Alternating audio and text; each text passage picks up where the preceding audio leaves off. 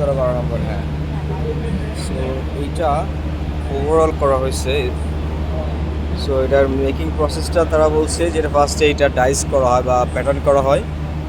Pattern করে আপনার এইভাবে একটা স্টিকার ফর্মে এরপরে ডেলিভারি দেয়। বাট এটা আপনার ফ্যাক্টরিতে কীভাবে এটা করে আপনার কাট প্যানেলের উপরে করতে হয় নাকি একদম ফিনিশ গার্মেন্টসের উপরে?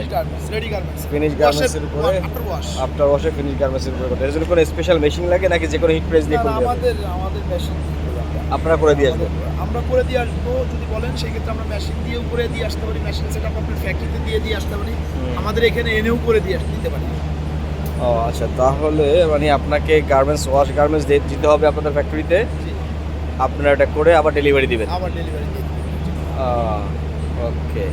এটা কেমন আপনার কস্টিং প্রাইসিংগুলো কেমন আসে?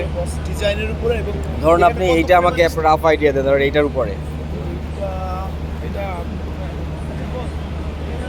সেলিং প্রাইস কত ছিল?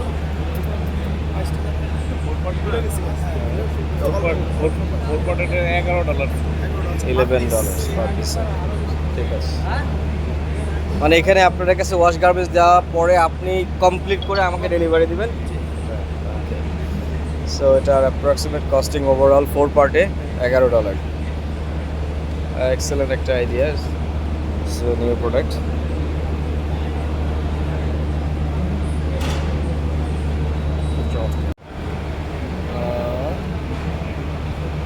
এটাও একটা চমৎকার লেভেলের কাজ, সবই স্টোর্স,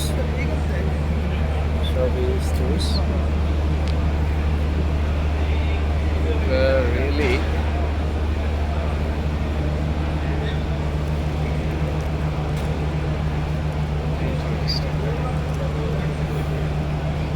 আচ্ছা। এগুলো আপনারা